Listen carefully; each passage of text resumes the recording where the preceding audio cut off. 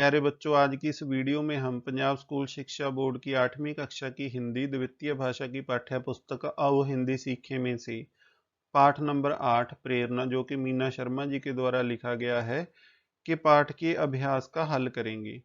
प्यारे बच्चों, इस वीडियो को देखने से पहले आपने अपनी पाठ्य पुस्तक में से पाठ नंबर 8 प्रेरणा को जरूर पढ़ लेना है। अभ्यास क्रमांक 1। नीचे गुरमुखी और देवनागरी लिपि में दिए गए शब्दों को पढ़ें और हिंदी शब्दों को लिखने का अभ्यास करें। प्रेरणा, प्रेरणा का हिंदी में अनुवाद होगा प्रेरणा।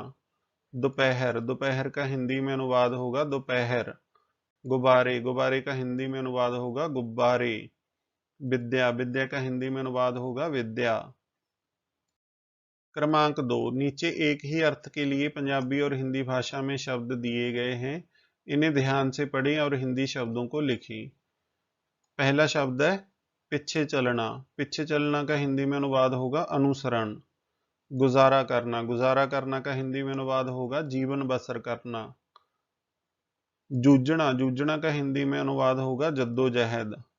बुखार, बुखार का हिंदी में अनुवाद होगा ज्वर। क्रमांक 3 शब्दार्थ। संकेत, संकेत का अर्थ होता है इशारा। पारखी, पारखी का अर्थ होता है परखने वाला, वह जिसमें परखने की शक्ति हो। अनसुनी, अनसुनी का अर्थ होता है ध्यान ना देना। चेष्टा, चेष्टा का अर्थ है कोशिश।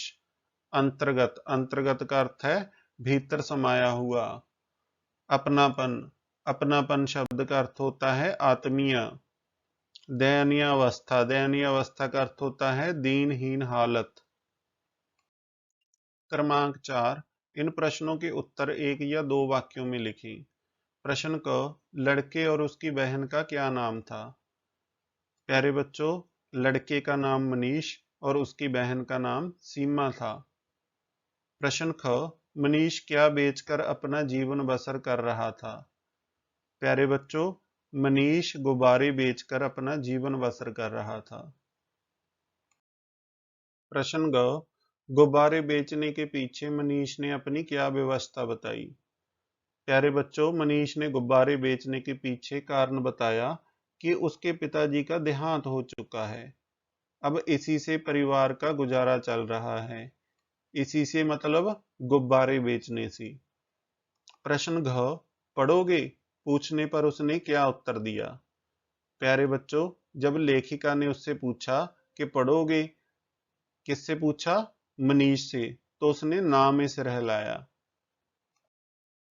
प्रश्न ग, बच्चों को किस संस्था के अंतर्गत पढ़ाने के लिए ले जाया गया? प्यारे बच्चों, इस पाठ में बच्चों को प्रेरणा संस्था के अंतर्गत पढ़ाने के लिए ले जाया गया। प्रश्न च, मनीष और सीमा क्या बनना चाहते थे? प्यारे बच्चों, मनीष पुलिस इंस्पेक्टर तथा सीमा मैडम बनना चाहती थी।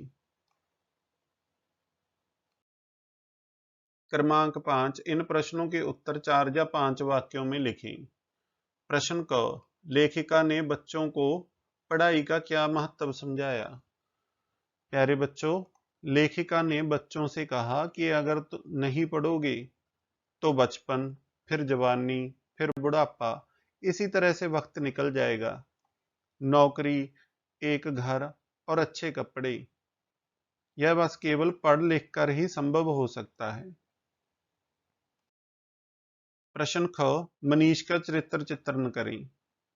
प्यारे बच्चों, जो मनीष है वो 7-8 साल का लड़का है। वह लाल बत्ती चौक पर गुब्बारे बेचता था। वह मेहनती लड़का था। वह अपनी माँ और बहन से प्रेम करता था। पिता के मरने के बाद उसने परिवार की जिम्मेवारी उठाई। वह बड़ा होकर पुलिस इंस्पेक्टर बनना चाहता था। प्रश्न ग, इन तीनों सूत्र वाक्यों पर अपने विचार लिखें। पहला सूत्र है भीख मांगना अपराध है। इस पर प्यारे बच्चों हमें अपने विचार लिखने हैं। तो प्यारे बच्चों, जो भीख मांगने से व्यक्ति का जो सम्मान है वो नष्ट हो जाता है। यह एक सामाजिक अपराध भी है। हमें मेहनत करनी चाहिए। हमें इतनी मेहनत करनी चाहिए कि कभी भीख मांगने की आवश्यकता ना पड़े। दूसरा सूत्र है सपने देखो और उन्हें सच करके दिखाओ। प्यारे बच्चों, इसका अर्थ है कि सपने देखने से और मेहनत करने से पूरे होते हैं। दुनिया में जितने भी महान व्यक्ति हुए हैं, उन्होंने सपने देखे और उस दिशा में मेहनत की और अंत में सफल हुए। तीसरा सूत्र है शिक्षा ही वह सीढ़ी है जिस पर चढ़कर मंजिल पाई जा सकती है। प्यारे बच्चों, इसका अर्थ है कि शिक्षा ही मनुष्य के अच्छे जीवन की नींव है। शिक्षा के बिना मनुष्य के जीवन में अंधकार होता है। अच्छे बुरे सभ्य असभ्य का ज्ञान शिक्षा के माध्यम से ही होता है। शिक्षा ही मनुष्य को पशु से भिन्न करती है और पृथ्वी का समझदार प्राणी बनाती है। क्रमांक 6, इन मुहावरों को वाक्यों में प्रयोग करें। पहला मुहावरा है पारखी आंखों वाला। पारखी आंखों वाला मुहावरे का अर्थ होता है पहचानने वाला। यह पुलिस वाला बहुत ही पारखी आंखों वाला है। दूसरा मुहावरा है जीवन बसर करना। जीवन बसर करना मुहावरे का अर्थ होता है जीवन में गुजारा करना। मनीष गुब्बारे बेचकर जीवन बसर कर रहा था। तीसरा मुहावरा है सपने दिखाना। सपने दिखाना मुहावरे का अर्थ होता है प्रेरणा देना। मैडम ने मनीष को अच्छे भविष्य के सपने दिखाए। चौथा मुहावरा है हरी झंडी मिलना। हरी झंडी मिलना मुहावरे का अर्थ होता है आज्ञा मिलना। मनीष व सीमा को मां की ओर से हरी झंडी मिली। क्रमांक 7, इन शब्दों के विपरीत शब्द लिखें। पहला है नाराजगी। नाराजगी का विपरीतार्थ शब्द होगा खुशी। अपनापन। अपनापन का विपरीतार्थ शब्द होगा परायापन। इनकार। इनकार का विपरीतार्थ शब्द होगा स्वीकार। साकार। साकार का विपरीतार्थ शब्द होगा निराकार। बदकिस्मत। बदकिस्मत का विपरीतार्थ शब्द होगा खुशकिस्मत। सहमति। सहमति का विपरीतार्थ शब्द होगा असहमति। क्रमांक 8, निम्नलिखित वाक्यों में क्रिया विशेषण शब्द छांटकर सामने लिखिए। पहला वाक्य है मैं जल्दी जल्दी काम निपटाकर उसी चौराहे पर पहुंची। प्यारे बच्चों, इसमें क्रिया विशेषण कौन सा है जो क्रिया की विशेषता बता रहा है? इसमें काम की विशेषता बता रहा है कि जल्दी जल्दी हो रहा है, तो इसमें क्रिया विशेषण कौन सा होगा? जल्दी जल्दी। ख है वह मेरी तरफ एकटक देखने लगा। तो इसमें क्रिया विशेषण कौन सा है प्यारे बच्चों? इसमें है एकटक। वह गाड़ी के पास आकर झट से बोला। इसमें क्रिया विशेषण कौन सा है? झट से। मैं कल आऊंगी। इसमें क्रिया विशेषण कौन सा है? कल। अंग वह उधर बैठी है। इस वाक्य में क्रिया विशेषण कौन सा है? उधर। क्रमांक 9, कोष्टक में से उचित विस्मयादि बोधक शब्द लेकर रिक्त स्थान भरे। पहला है डैश तुम पढ़ोगे नहीं। तो इसमें आएगा प्यारे बच्चों अरे तुम पढ़ोगे नहीं। दूसरा है डैश तुमने ठीक पहचाना। इसमें आएगा हाँ तुमने ठीक पहचाना। अगला है डैश बड़े दुख की बात है। इसमें आएगा उफ बड़े दुख की बात है। अगला है डैश हम तुम्हारा इंतजार करेंगे। इसमें आएगा प्यारे बच्चों अच्छा हम तुम्हारा इंतजार करेंगे। अगला है डैश बहुत अच्छा किया। इसमें आएगा प्यारे बच्चों वाह बहुत अच्छा किया। क्रमांक 10, नए शब्द बनाएं। आत्म प्लस विश्वास। आत्म प्लस विश्वास से नया शब्द बनेगा आत्मविश्वास। आत्म प्लस रक्षा, इससे नया शब्द बनेगा आत्मरक्षा। बे प्लस चैन, इससे नया शब्द बनेगा बेचैन।